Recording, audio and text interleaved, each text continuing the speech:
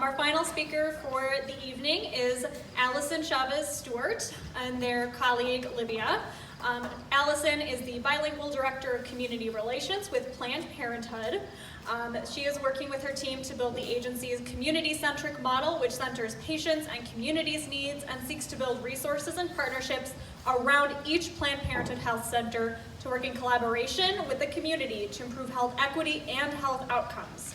Prior to working with Planned Parenthood, she had a 20-year career in community engagement in the arts, most recently at Milwaukee Ballet.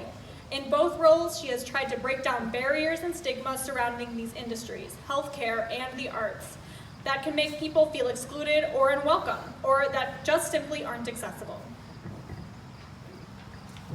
Alyson believes that healthcare and health and wellness in general is a right, just like the arts, and should be accessible to everyone.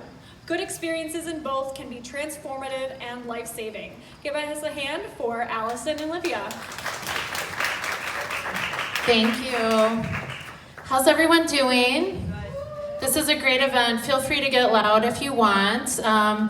My name is Alyson Chavez-Stewart, and I'm standing up here with Livia, and she is my colleague and does Latinx organizing through our Raiz program. So I'll read my speech. It looks long, but it's just double-spaced really big. And then I'll hand it over to Livia. I use she, her, ella pronouns, and I'm the bilingual director of community relations for Planned Parenthood Advocates of Wisconsin. The Advocates branch allows us to do all the great work that Planned Parenthood of Wisconsin does for patients and in the community through education. So thank you again for having us out today. I'm really excited about all the work that Persist and everyone else here is doing. I've been watching how Persist is growing and all of the local engagement here and activism. It's so needed. It's really exciting. I'm also so happy to be part of something led by youth, and I know this sounds cheesy, but you all are the future and you are really rocking it. You are smart and informed and you're making things happen, and all this cross-movement work is so important, and like everyone said, it is all connected. So I do want to tell you a little bit about what happened on the day that Roe fell. On the morning of June 24th, I was in the midst of giving an educational talk about the future of abortion access at a hair salon in the 3rd Ward in Milwaukee.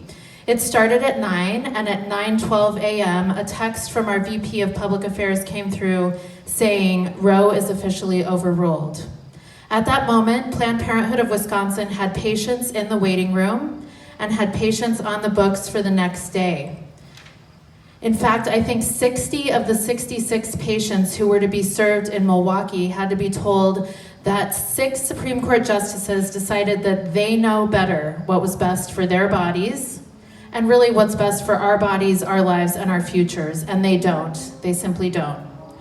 Because Wisconsin's criminal ban is still in place, Planned Parenthood of Wisconsin paused abortion services immediately, and everyone is still waiting to receive official clarification from a court about whether the law is enforceable.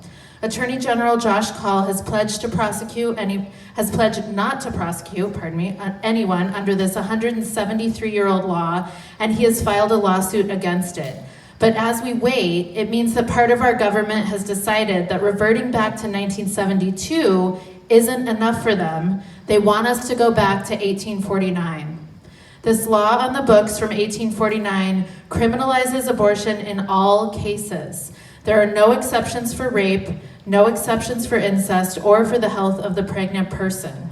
As we've seen recently, that fine line between the health of the pregnant person and the life of the pregnant person is unclear.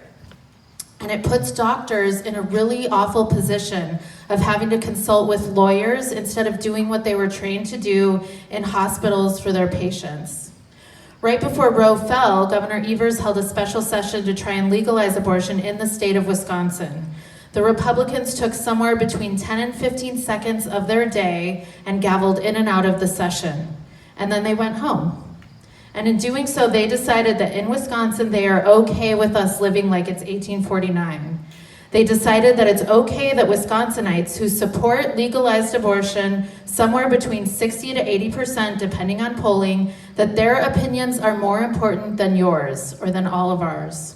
They decided that it's okay for Wisconsinites to have to leave the state to access health care. Let's be clear. The intensely personal decision about whether to continue a pregnancy or not should remain with the pregnant person, with their loved ones, their doctor, their higher power, but this decision should not and should never include the government butting its way into a doctor's office or into someone's body. Planned Parenthood of Wisconsin had been preparing for the SCOTUS decision for months. Planned Parenthood of Wisconsin and its health centers have not closed its doors. In fact, there are lots of open positions, so if you want to join in this important work as a volunteer or as an employee, you can come talk to me and Livia after this. The health centers all over the state are open for reproductive health care services. Actually, there's a clinic just 6 minutes from here on Shepherd's Drive. We're open all over the state for cancer screenings, gender-affirming hormone therapy, HPV vaccines, birth control, STI testing, education, and resources. We want patients and people in our communities to have safety and prevention plans in place. We want patients to be able to access healthcare in their own backyards. But since they can't right now, the health center staff is helping them get where they need to go.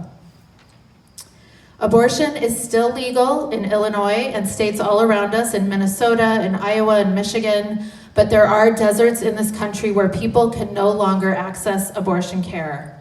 People can still access care and help in Wisconsin by calling by calling Planned Parenthood of Wisconsin at 1-800-230-PLAN, and navigators will help them figure out what to do, where to go, help them get it paid for, and the staff of the health centers will be there for them when they come back home.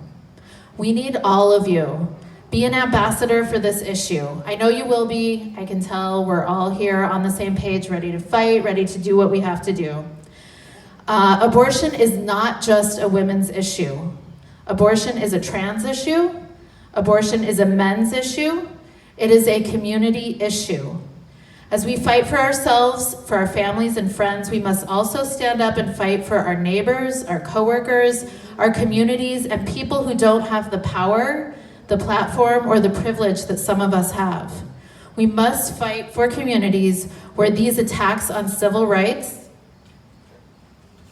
on bodily autonomy, on who someone can love and marry, on how someone can be their true selves, where safety isn't guaranteed, we need to link arms and fight together for all of us. Just like everyone has been saying over and over again, all these issues are connected and they're all on the line. Educate yourselves, your friends, your neighbors, your coworkers about what's happening. Someone you know will need an abortion someday. So help spread the word. Learn about reproductive justice, the tenets of which are that we all must have bodily autonomy, that we decide whether to have a child or not, and if we do decide to have children, they should be able to be raised in safe and sustainable environments. As Maya Angelou said, the truth is none of us can be free until everybody is free. Lift up Black and brown organizations that are doing the work in their communities and listen to them. They are the experts in their communities. Anyone who can potentially become pregnant should have a plan in place. Who do you know in states where abortion remains legal? Learn about the difference between emergency contraception and medication abortion. We do not have to go back to the 1972 wire hanger narrative. We are in 2022, and there are medical and technological advances that can keep people safe. Learn about abortion medication by going to plancpills.org, or go to your local Planned Parenthood next week and get a Make a Plan kit that has condoms, a pregnancy test, emergency contraception in it, all for free. And destigmatize the word abortion. It is not a bad word. Say the word with me, everybody. Say the word abortion. It is health care. Let's say abortion is health care. Abortion is health care. Listen to people's stories. Tell your own story if you have one, or be a safe person for someone to tell their story to. Abortion is health care. Use your strong voices and your vote. Make sure the things that you believe in are aligned with the candidates you choose. You can go to our website at ppawi.org to see who we've endorsed, or to sign up and help in our efforts. Almost done. We have to continue this momentum, the rage that we're feeling inside, the action and the movement that we're taking to ensure that our communities can be safe, healthy, and strong. As we keep fighting for our rights, keep loving and caring for your communities. We cannot do this alone. We all need each other. Let's get riled up, let's commit, let's rally, let's use our voices, let's use our votes, and let's also practice some self-care and get some sleep and do it again and again and again, because that's what it takes. It is hard, it is exhausting, but in moments like this, we know it's also fun. It's fun to look around and go, okay, I'm not the only person in my suburb that feels this way. I was just telling everyone I met today that I just moved to the suburbs a year ago, and I'm like, oh my goodness, where are my people? So it's good to be at events like this where we realize we are not alone. It's fun, it's exciting, it is so, so important. So can we do that? Yes. Are we going to do that? Yes. So take care of yourselves, take care of each other. We cannot give up, and we will not give up.